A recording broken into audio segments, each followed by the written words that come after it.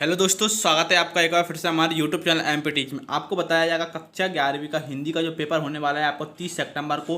तो इसका पूरा सॉल्यूशन आपको इसी ही वीडियो में बता दिया जाएगा। 3 घंटे का टाइम रहेगा और पूर्णांक रहेंगे आपके 80। ठीक है, तो आइए शुरू करते हैं वीडियो को बिना कुछ देरी के, क्योंकि आपको पूरा आंसर मैं पूरा सॉल्यूशन, प्रत्येक क्वेश्चन का सॉल्यूशन, ठीक है, पूरी ओटी का सॉल्यूशन यहाँ पे देने वाला हूँ। 32 नंबर की ओटी का सॉल्यूशन आपको इस वीडियो के माध्यम से मिलने वाला है। तो यदि आपको इसकी पीडीएफ चाहिए तो ज्वाइन कीजिए हमारा टेलीग्राम ग्रुप, उसकी लिंक मिल जाएगी नीचे आपको। ठीक है, साथ ही साथ हमारे इस चैनल को जल्दी से कर दीजिए सब्सक्राइब। ठीक है, सब्सक्राइब करके और बेल आइकन को प्रेस कर दीजिए। ठीक है, तो पहले देख लेते हैं कि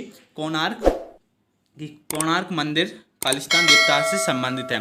तो यहाँ पे जो सही आंसर आएगा वो आएगा सूर्य मंदिर। ठीक है, यानी कि सूर्य देवता से संबंधित है। कौन सा मंदिर? कोणार्क का मंदिर। ठीक है, यानी कि कोणार्क मंदिर सूर्य देवता से संबंधित है। नेक्स्ट देख लेते हैं कि घटकी न औगट की, घटकी न घर की पंक्ति में अलंकार है। तो यहाँ पे दो अलंकार दिए हैं इन्होंने, एक दिया है श्लेष और एक दिया है अनुप्रयास। ठीक है, तो इसमें जो सही आंसर आएगा घटकी ना औगट की और घटकी ना घर की। तो इसमें जो सही आंसर आएगा वो आएगा अनुप्रयास अलंकार। ठीक है, कौन सा आएगा दोस्तों? अनुप्रयास अलंकार। ठीक है, देखते हैं नेक्स्ट अनुप्रयास अलंकार। ठीक है, अब जो इसके बाद देखने वाले हैं हम वो है कि तो तुलसीदास प्रण करके के चरणों में बसना चाहते थे। तो तुलसीदास श्री राम के चरणों में बसना चाहते थे। ठीक है, चौथा है कि डॉक्टर एपीजे अब्दुल कलाम की आत्मकथा कौन सी है? इन दोनों में से मेरी जीवन गाथा या फिर अग्नि की उड़ान। तो इनमें से है अग्नि की उड़ान है उनकी आत्मकथा, डॉक्टर अब्दुल कलाम जी की। ठीक है, नेक्स्ट देखते हैं कि पृथ्वी शब्द का पर्यायवाची है। तो यहाँ पर पृथ्वी शब्द का पर्यायवाची है अग्नि। ठीक है, और ये दिया गया है अंबर, और तो ये किसका आएगा? आकाश का। ठीक है, अंबर आकाश का है। पूरा सॉल्यूशन मैं आपको इस वीडियो के माध्यम से बताऊंगा। तो जल्दी से चैनल को सब्सक्राइब कर दीजिए। ठीक है, तो जल्दी से चैनल को सब्सक्राइब कर दीजिए। देखिए देख लेते हैं नेक्स्ट कि अब आता है इनके सही विकल्प बताऊँगा। ठीक है, कि संयुक्त परिवार की नींव है। तो यहाँ पर संयुक्त परिवार की नींव कौन सी है? देखिए, सद्भाव और त्याग। 8 400 400 400 जी हाँ, याद कर लीजिए व्हाट्सएप नंबर, क्योंकि अब चाहे आपका मैथ का सवाल हो या फिर फिजिक्स, केमिस्ट्री, बायो, आपके हर डाउट हर क्वेश्चन का मिलेगा वीडियो सॉल्यूशन, वो भी आपके व्हाट्सएप नंबर पर। बस अपने फ़ोन में डाउट नेट का 8 400 400 व्हाट्सएप नंबर सेव कर लो, चैट को कर लो ओपन। उसके बाद आपको अपने डाउट का खींचना है फ़ोटो और उसे करना है क्रॉप। 5 सेकंड में आपको वीडियो सॉल्यूशन मिल जाएगा। क्लास 6 से 12 IIT जी, नीट, CBSE बोर्ड्स और सभी स्टेट के बच्चों के लिए। तो देरी किस बात की बच्चे, अभी जाओ 8 400 400 पर अपना सवाल व्हाट्सअप करें और अपना डाउट को आउट करें, लिंक डिस्क्रिप्शन। त्याग तो होना ही चाहिए संयुक्त परिवार में, भाईचारा तो बहुत ही ज़्यादा होना चाहिए, और परस्पर भावनाओं का सम्मान, यानी कि एक दूसरे की भावनाओं का सम्मान करना चाहिए। तो इसमें जो ऑप्शन रहेगा, द वाला ऑप्शन आपका सही रहेगा, यानी कि उपयुक्त सभी। ठीक है, नेक्स्ट देख लेते हैं, पूरा सॉल्यूशन बताऊंगा, वीडियो को छोड़कर कहीं नहीं जाएं। ठीक है, इसमें आएगा कि तुलसीदास के पदों में रस प्रदान है। तो यहाँ पे तुलसीदास जी के पदों में शांत रस है, और सूरदास जी के पदों में होता है बात्सल रस, और उन्हें बात्सल रस का सम्राट कहा जाता है सूरदास जी को। ठीक है, नेक्स्ट देख लेते हैं कि बंदी पिता का पत्र जेल से लिखा गया, यानी कौन से जेल से लिखा गया। तो इसमें जो सही आंसर आएगा दोस्तों वो आएगा नैनी सेंट्रल जेल से। ठीक है, नैनी सेंट्रल जेल से बंदी पिता का पत्र लिखा गया है। नेक्स्ट है कि माटी शब्द है। अब माटी कौन सा शब्द है यहाँ पे? विदेशी है, देशज है, या फिर अंग्रेजी है, या फिर तत्सम है। तो यहाँ पे जो शब्द रहेगा माटी वो है देशज शब्द। बा वाला आंसर आपका सही रहेगा। ठीक है, नेक्स्ट के महाकाव्य में होता है। अब महाकाव्य में क्या होता है? जीवन का यथार्थ चित्रण, या फिर युद्ध का सजीव चित्रण, या फिर जीवन का खंड चित्रण, या फिर जीवन का वृद्ध चित्रण। तो दोस्तों जो महाकाव्य होता है उसमें जीवन का वृद्ध चित्रण रहता है। वृद्ध यानी कि शुरू से लेके अंत तक का चित्रण रहता है महाकाव्य में। और दोस्तों खंड काव्य में क्या रहता है? जीवन का खंड चित्रण, यानी कि जीवन के किसी एक भाग का छोटा सा, जीवन के किसी एक खंड का चित्रण रहता है। ठीक है, नेक्स्ट देख लेते हैं। अब आते हैं सत्य असत्य बताएंगे। ठीक है, तो सत्य असत्य बताना है कि मीता के पति का नाम शिव था। तो दोस्तों इसका जो आंसर है वो आप ही बताएंगे, कमेंट करके बताना है आपको। ठीक है, मैं दूसरा बताऊंगा कि कवच कुंडल कर्ण ने दान दिए थे। बिल्कुल सही है, क्योंकि उन्होंने ही दान दिए थे कवच कुंडल। ठीक है, तो पूरा सॉल्यूशन बताने वाला हूँ इस वीडियो में, तो वीडियो को बिल्कुल भी स्किप ना करें। ठीक है, तो जल्दी से हमारे टेलीग्राम ग्रुप को ज्वाइन कर लीजिए, और इसकी PDF मैंने वहीं डाल दी है। और हमारे इस चैनल को जल्दी से सब्सक्राइब कर दीजिए, ठीक है। नेक्स्ट देख लेते हैं कि महाजन ने 7 वर्ष बाद शंकर को हिसाब करने की बात कही थी, ठीक है, तो ये सही है। अब देखते हैं नेक्स्ट आता है कि सार्थक शब्दों का समूह वाक्य कहलाता है, बिल्कुल सही है। नेक्स्ट है कि काव्य की शोभा बढ़ाने वाले तत्व को छंद कहते हैं, गलत, क्योंकि काव्य की शोभा बढ़ाने वाले तत्व को तो अलंकार कहते हैं, ठीक है। अब मिलाएंगे यहाँ पे हम सही जोड़ी, और सही जोड़ी की बात बताऊंगा मैं आपको एक वाक्य में उत्तर, ठीक है। तो वीडियो को बिल्कुल भी छोड़कर कहीं भी ना जाएं, पूरा बताने वाला हूँ यहाँ पे। तो पहला दिया है नेताजी का तुलादान, ठीक है, कौन सा, नेताजी का तुलादान, तो इसमें आएगा दोस्तों सही आंसर गोपाल प्रसाद व्यास जी ने लिखा है नेताजी का तुलादान, ठीक है। अब दूसरा है कि जननी जन्मभूमिश, ठीक है, जननी जन्मभूमिश, तो दोस्तों इसमें जो जननी जन्मभूमिश में आएगा वो आएगा डॉक्टर विद्यानिवास मिश्र, क्योंकि डॉक्टर विद्यानिवास मिश्र ने लिखा है जननी जन्मभूमिश, ठीक है।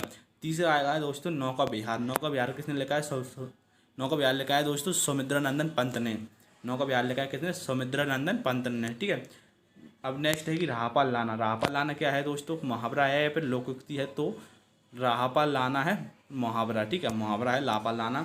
नेक्स्ट है कि जैद्रपद, अब दोस्तों जैद्रपद खंड काव्य है, ठीक है, महाकाव्य नहीं है, खंड काव्य जयशंकर प्रसाद का, ठीक है, जैद्रपद। नेक्स्ट देख लेते हैं हम। अब देखेंगे कि हम निम्नलिखित प्रश्नों को उत्तर एक वाक्य में लिखिए, ठीक है।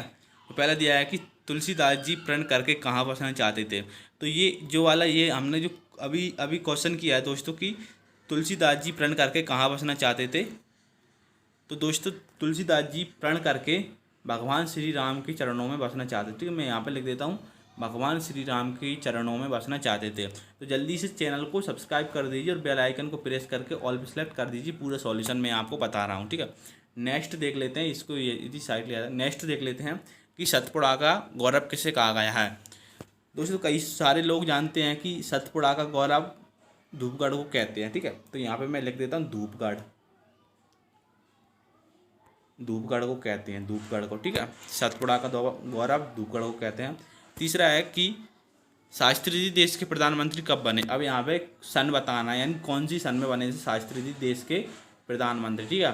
तो यहाँ पे दोस्तों जो शास्त्री जी देश के प्रधानमंत्री बने थे वो 1964 में बने थे, 1964 में देश के प्रधानमंत्री बने थे शास्त्री जी, ठीक है।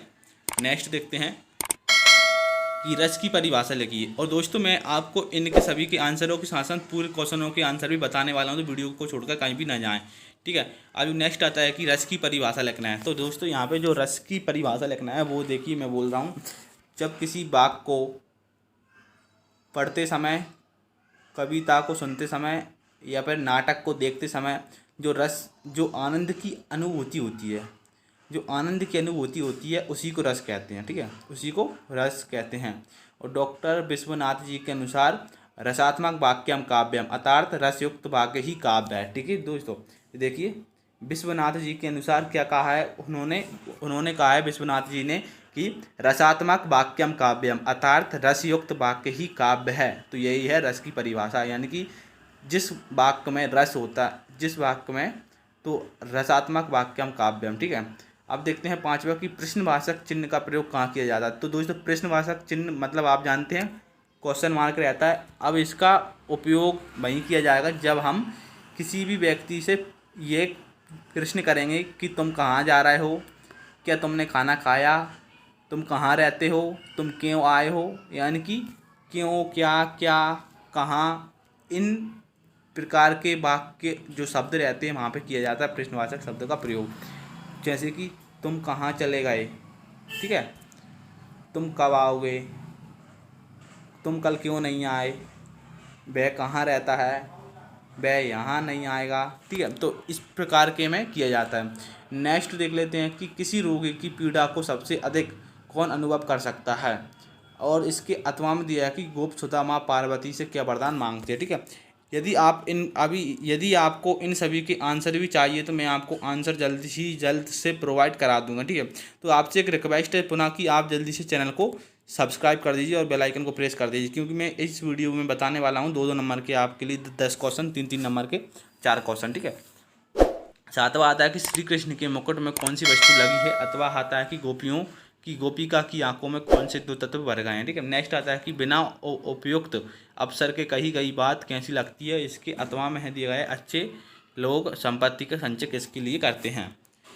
ठीक है, तो यदि आपके इनके आंसर चाहिए तो जल्दी से पार्ट 2 के लिए अप्लाई कर दें, यानी कि ये कह दें कि हमें पार्ट 2 प्रोवाइड करा दीजिए, तो मैं जल्द से जल्द आपके लिए प्रोवाइड करा दूंगा। ठीक है, इसी प्रकार नवा दिया है कि कृष्ण ने किसका घमंड चूर करने के लिए गोवर्धन धारण किया था। तो इसका आंसर बता देता हूँ कि भगवान श्री कृष्ण ने इंद्र भगवान का घमंड चूर करने के लिए गोवर्धन पर्वत धारण किया था। ठीक है, नेक्स्ट है कि मीरा के हृदय की पीड़ा को कौन सा वैद्य दूर कर सकेगा। ठीक है, तो ये इसका अथवा का है, आपको करना ही नहीं है। अब आता है नंबर 10 कि गोपियों पर कृष्ण की वंशी का क्या प्रभाव पड़ता है और वृक्ष के माध्यम से कवि क्या क्या कहते हैं। अब इसका आंसर बता देता हूँ 10 का कि गोपियों पर कृष्ण की वंशी का मतलब कि जब भी भगवान श्री कृष्ण बंसी बजाते हैं तो गोपियाँ उनकी बंसी की धुन को सुनकर मग्न मुग्ध हो जाती हैं। ठीक है, मग्न मुग्ध हो जाती हैं, यानी कि वह बहुत ही आनंदित महसूस करती हैं।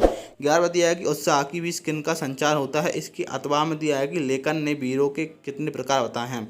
तो दोस्तों लेखक ने वीरों के सिर्फ 2 ही प्रकार बताए हैं। ठीक है, अब आता है 12वां की प्रकृति की 2 सहज स्थितियाँ कौन सी हैं। इसके अथवा में दिया है कि शरीर अपना पोषण कहाँ से प्राप्त करता है। ठीक है, इसी प्रकार तीसरा दिया है कि जननी और जन्मभूमि किससे अधिक श्रेष्ठ है, और ये कहा है, और ये आता है अथवा कि सतपुड़ा का गौरव किसे कहा गया है। तो दोस्तों सतपुड़ा का गौरव धूपगढ़ को कहा गया है, जी मैंने पहले भी आपको अभी बता दिया, धूपगढ़ को कहा गया है। ठीक है, नेक्स्ट देखते हैं कि शास्त्री जी श्रम सेवा सादगी और समर्पण की प्रतिमूर्ति ते उदाहरण देकर लिखी। ठीक है, अब आता है इसी के अथवा का कि 1.25 सेर गेहूँ उधार लेने के बाद शंकर को क्या क्या कष्ट सहने पड़े। ठीक है, अब नेक्स्ट देख लेते हैं कि निम्नलिखित वाक्यों को शुद्ध करके लिखिए। ठीक है, तो आपको पूरा बता देता हूँ, आप चाहें तो प्रत्येक पेज का यहाँ से स्क्रीनशॉट ले सकते हैं या फिर अपने रफ रजिस्टर या फिर रजिस्टर में आप इन्हें नोट कर सकते हैं, ताकि हम जो भी सॉल्यूशन की वीडियो डालेंगे उसकी नोटिफिकेशन आप सभी लोगों तक सबसे पहले देखने को मिल जाएगी। ठीक है, देख लेते हैं। तो जल्दी से चैनल को सब्सक्राइब कर दीजिए और बेल आइकन को प्रेस करके ऑल पे सेलेक्ट कर दीजिए। मिलेंगे आपसे नेक्स्ट वीडियो में नए सॉल्यूशन के साथ। धन्यवाद।